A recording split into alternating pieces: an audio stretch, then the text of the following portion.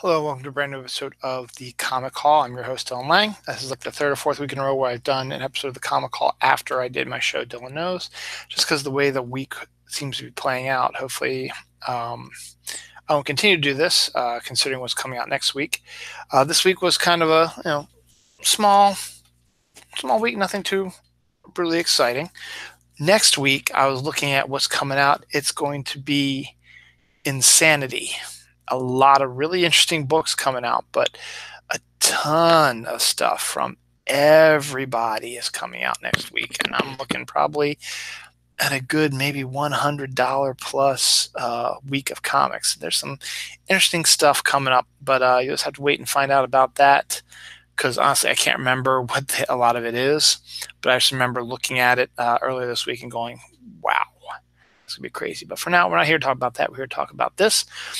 This week's comics, these are all books that came out this week. Again, these are not all books that, these are not all the books that came out this week. These are just the ones that I collect.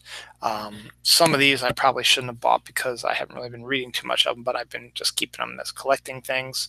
I've dropped a few books as well, and I'll be dropping more periodically considering what's coming next week. So for now, I didn't want to drop this one, though I'm not a big fan of the artwork. Martian Manhunter #1. I've always been a big fan of John Jones, Martian Manhunter, and Steve Orlando has been one of those writers I like pretty much. Riley Rossum is doing the artwork, and it's just Rossmo. It's just I'm not a big fan of it. So there's that, and I don't know. There just seems to be a little. It seems to be a little bit too bizarre, a little bit too cartoony, and we get to learn how Martians bang. So, and also apparently John Jones was a dirty cop. So,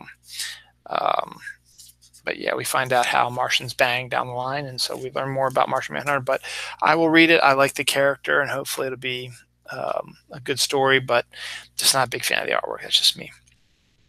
Batman's continuing his downward slide. Issue number 60 kind of wraps up the Penguin storyline a little bit and starts another one with a killer cliffhanger ending.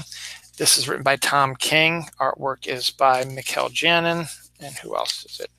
There's a couple more different artists in here. Mikel Janin and Jorge Fornes. You can tell who's who. This is Jorge Fornes. Batman is going around trying to get proof that Bane is in control of Arkham Asylum. So he's talking to all the criminals that have escaped from Arkham and talking to them. Meanwhile, he assaulted Jim Gordon, and Jim's getting more and more upset with Batman's methods and how he's doing things. And Batman himself is going a little bit more crazy than usual. So here's Mikel Janin's artwork again, as Alfred has a conversation with Penguin. So, interesting storyline and a killer ending, which I'm not going to show you. So, Green Lantern #2, Grant Morrison's continuation of his storyline has been, the first issue was extraordinarily bizarre, and the second issue looks just as bizarre. It's written by Grant Morrison with art by Liam Sharp. Just kind of a bizarre, out there type of story, characterizations and stuff like that. But I guess it fits in the concept of what you're trying to do. It's making it more of like a police procedural, and the Green Lantern Corps has been known to have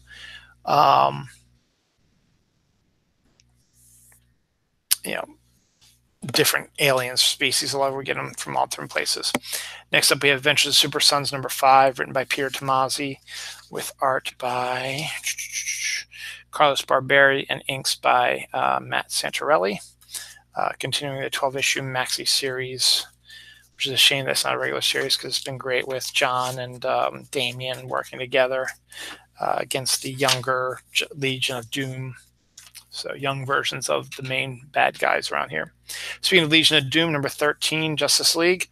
#13 focuses on the Legion of Doom, written by James Tynion IV, with art by Guillaume March. Continuing the Justice League Legion of Doom storyline going on. A lot happening with this. Big turning point for Legion of Doom in this one. Number 38 of Deathstroke, continuing his Arkham storyline, is right here. Written by Christopher Priest with art by Fernando Pasarin and inks by Jason Paz. Just continuing his story. Christopher Priest doing a great job writing, but I really haven't been reading too much about it. So continue on with that. Shazam #1, written by Geoff Johns with art by Dale Eaglesham, is out.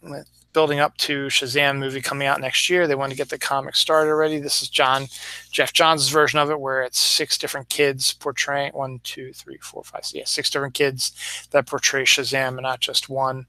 So, but it's Dale Eaglesham artwork, and Geoff Johns has always been a big fan of the character. And with the movie coming out soon, it'd be a perfect setup. So if you are interested in seeing the movie and want to know what the character is about, this might be the best place to start. Gorgeous artwork by Dale Eaglesham. Also from Geoff Johns this week, we have Doomsday Clock #8. Still not a big fan of it, but I'm liking it a little bit more. I read 2 issues this week.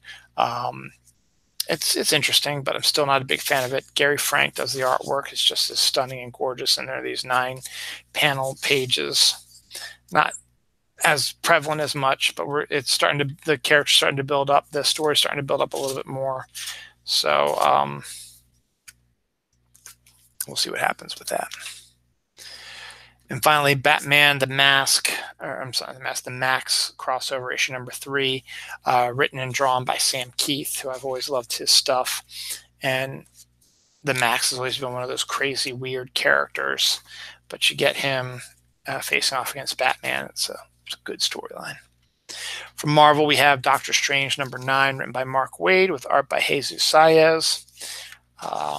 You get an idea of how Doctor Strange got the Sanctum Sanctorum, and some other stuff as well. West Coast Avengers #5, Kelly Thompson, Danielle De Niculio. This is, I think, the beginning of a new story arc.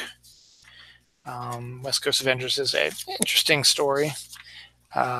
Different characters, ones you're not expecting. So good on that. Marvel Knights 20th Anniversary #3, continuing the 6-issue miniseries. This one has written by Tini Howard and Donny Cates with art by Damian Cocchiero.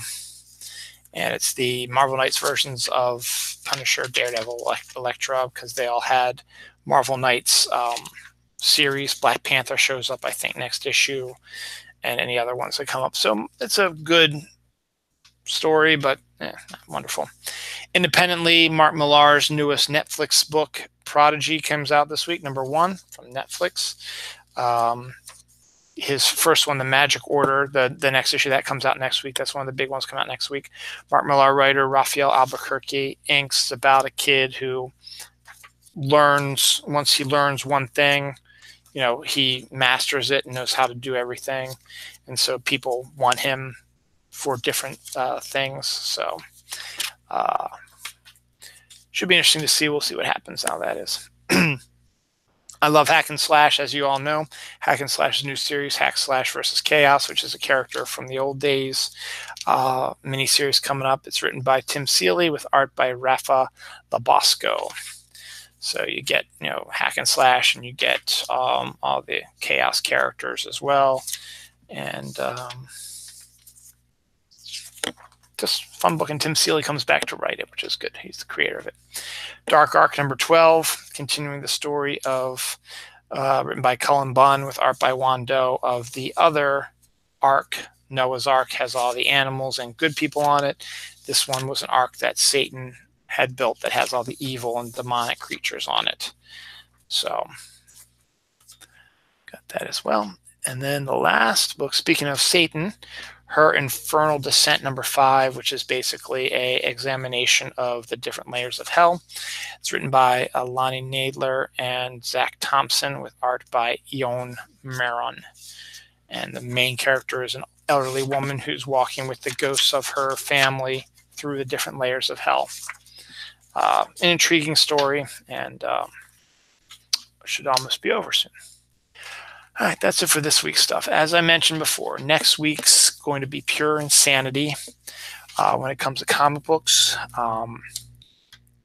I hope I'll be able to get it next week because it's my daughter's birthday, but there is a ton, and it's just all kinds of crazy, awesome, neat, good stuff. And I don't think I'm not going to bring any up to tell you about it, but just trust me on this. It's next week's next week's the Comic Call is going to be lit, and it's going to be longer, and it's going to be crazy. So hopefully maybe I'll get back to my own day and not do it as a tale of Dylan Knows. So that's it for this week.